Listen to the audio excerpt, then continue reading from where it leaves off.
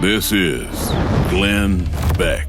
And I was at a fundraiser a few weeks ago, and I'm meeting the people who were there, and this guy comes up to me. His name is Dr. Larry Miller, and he comes up to me and he introduces himself, and he's an older guy, and he says, "I almost didn't come today, but I was hoping I would get a chance to shake your hand."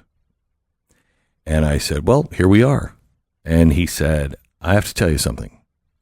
I almost didn't make it because on Tuesday, my son set himself on fire in front of the VA hospital." That's not something I expected to hear. He's joining us in a minute because I wanted you to hear him, because he says, and he's right, the VA is just not doing enough for our men and women. The VA sucks. We all know that. I mean, look at Canada. You want that? You want that kind of health care? You want Obamacare? Because look how great it is. Huh? It was supposed to solve all of our problems. Look how great it is. The solution will be given more of it. Well, the more you give, the more you'll become like the VA. And we are abandoning our veterans, and they are killing themselves at an unbelievable rate. So we're going to talk to him in just a minute. Also, Dr. Larry Miller is with us in just a minute. I want to introduce you to Dr. Larry Miller. And I have to tell you, it was the weirdest thing. I did 2 events back to back, and I had 2 people come up to me. One, their son set themselves on fire. The other told me a story about a son that shot himself. They were both staggering, and they happened 24 hours apart from each other, and it was remarkable. Larry, Dr. Larry Miller, he's an emergency medicine physician, and it's his son that, if I may, let me just read from his Facebook, because this is amazing. His son is, just left a VA appointment. They're so nice. They prescribed me, I don't even know what this is, Seroquel. Wow, how nice. They didn't even listen to my story, just like a robot that hands out poison to every soldier. Anyway, Larry wrote on his Facebook on April 8th, "Today I heard the words no father can imagine. Your son Mark is dead. Yesterday, Mark texted me at 12:34 p.m. with the words, 'Papa, I love you very much, and I always will.' I texted him back, 'I love you too, with all my heart.' I don't know if he read my reply or not, because minutes later, the taxi dropped him off at the VA hospital in San Antonio. Walking up to the door, he shot himself in the head. I only learned about his death this morning. My heart is broken. My soul is crushed. There are no words. Yet something has to be said. So, Dr. Larry Miller is on with us now. Larry, how are you? Hello, Glenn. Thank you so much for having me. It's been tough, but, God is good, and we're moving on with Mark's mission. And so this is what's keeping me going right now. So tell me who Mark was before all of this was happening. I think every father is proud of their son. I was especially proud of Mark. He was a loving, kind young man. Everybody that met him said he was an unusually amazing guy. He loved God.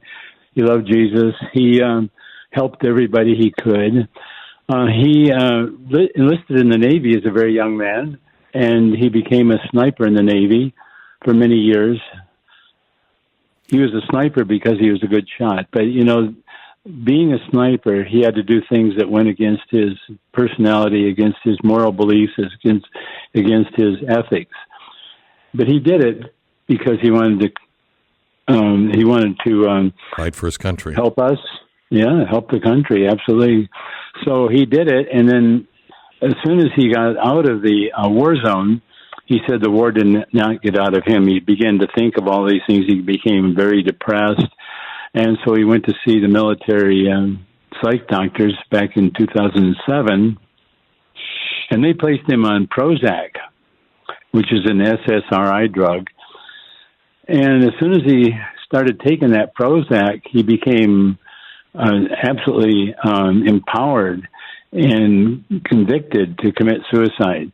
And so he went back to them and they gave him more and more. And the more they gave him, the more he began to drink. And he planned his suicide attempt at that time. Jeez. It was a miracle that we actually caught him back there in 2007. But we did, and we got him off from his Prozac, and we got him into treatment, and he improved quite a bit over the next few years. And he's a painter, so he painted some beautiful paintings that all express different Bible verses and scripture and so on, and were very inspiring to people. And recently, his mom died. He had a big fire around his house. He had an increasing back pain, and he went back to the VA for some help, and they gave him tramadol, which is an opioid for the pain. Oh, good. Got him hooked on that, and then he felt he should go in for admission. Now, he never told me about that. He kept this from his family, but he went into the VA for pain management. And then on the 1st of April, just a little over a month ago, he went in to the VA and wanted to be admitted, telling them that he was suicidal, he's in horrible pain, and they just didn't even listen to him. And so he reported in a text to me that they didn't even listen to me, Dad. They just passed out poison. They're murdering our heroes, our men and women in the service are murdering them. What is Seroquel? What is Seroquel? Seroquel is a psychotropic drug that's for major mental health problems such as schizophrenia and bipolar. And my son had neither one of those. He was just depressed. But they placed him on that, and he said it was after 5 minutes. He texted me and said, in 5 minutes they gave me the Seroquel and sent me home. Didn't even listen to my story. And that's when he decided, I'm sure, that he was going to have to take his life and make a very powerful statement because, back up a little bit, in the past 4 years, we wrote a book together called Suicide Stalks the Sniper. And that was Mark's way of getting out to the public what he had gone through, how he had found relief, and the things that had happened to him. And so we went around South Texas meeting with different veteran groups, helping the veterans, and many of them heard his story, and they got off their psychotropic drugs, and they were doing so much better, and just putting this together. So this was something that he had as a mission.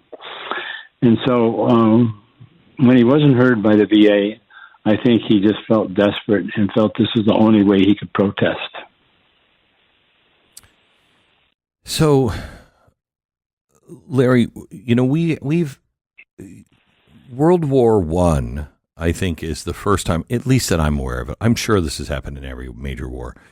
But World War I was such an awful war, and the bloodshed was just overwhelming, that guys came home from World War I, and they just weren't the same. And then it got worse with World War II, but those guys just never talked about it. Then Korea, and then the Vietnam War was so bad, and we abandoned our veterans, and they didn't come back as heroes. And this problem seems to be getting worse and worse and worse. What's the answer? Well, you're absolutely right. In World War I, they called it shell shock. Now they call it PTSD, and it's something that the military trains them to be good soldiers. In my son's case, he trained him to be an assassin, all right? But when he got out of the military, they gave him a 5-minute questionnaire to reorient him to civilian life. Now, how is that going to help him at all? The military just throws these veterans away, doesn't take good care of them. They use them, and they should take months or years to retrain them to be good citizens and how to operate in normal society again. And they don't do that.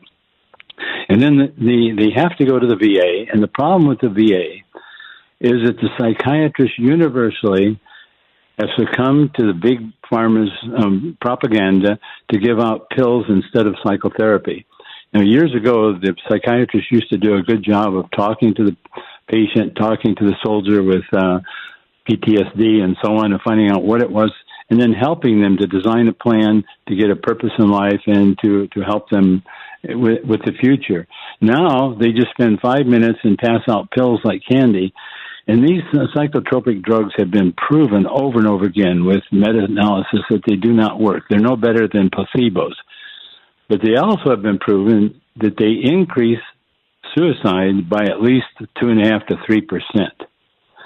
So my question is, why do psychiatrists give out SSRIs to suicidal veterans that increase their chance of suicide?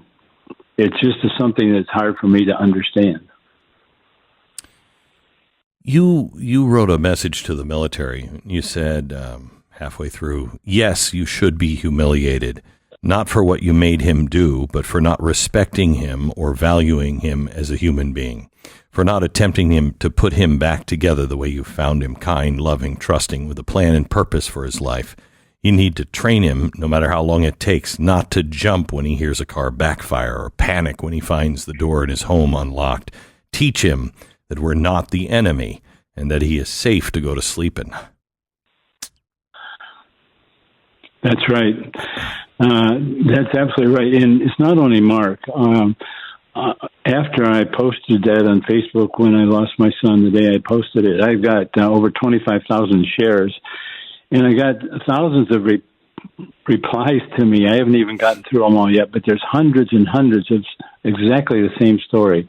My son was depressed. He went to the VA. They gave him these psychotropic drugs, and he committed suicide. My father, my husband, my brother. The story is over and over again. It's a repeat of what Mark did. And it's so widely spread. It's been swept under the rug.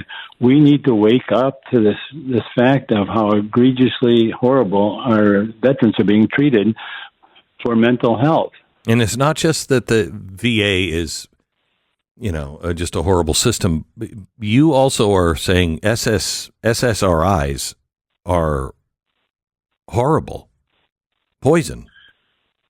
Yes, they are. They're no better than placebos on the good side. On the bad side, they increase suicide. So why would they use them? Well, they've been brainwashed, and that's easy to do. Big Pharma has a number of ways that they can create studies that look good. But the meta-analysis done by independent researchers have shown that SSRIs are not beneficial to most people, but they do have a very high risk of many side effects, including suicide. So this is something we have to change, and it's all funded by the Big Pharma, who spends billions of dollars in a number of ways, and they influence legislation. They influence the FDA because Right. they pay for 74% of the FDA's budget. That seems to me a conflict of interest. Kind of. They sponsor most of advertising on TV. Why should pharmaceutical companies advertise drugs on TV? Most countries are not allowed to do that. And they pay directly to psychiatrists to use their drugs. There are 8 psychiatrists last year that received over $1 million to promote their SSRIs. Yeah. That should be a conflict of interest. That should be outlawed by Congress, in my opinion. Larry, thank you for talking to me. I really appreciate it. Thank you for sharing your son, Mark, with me as well. Thank you so much. I hope the message gets around to the people that can make a big difference for my son. And I appreciate your kindness. Thank you. You're a good man. Thank you so much for what you do to make a change in the world. Dr. Larry Miller, emergency medical physician and the co-author with his son, Suicide Stalks the Sniper. If you are somebody that is suffering with suicidal tendencies or suicidal ideation, please, I urge you to get help. Call Suicide Hotline. If you are a veteran that is struggling with this, there are places that can help you. The Mighty Oaks Foundation is one of the best ones that I know of. Please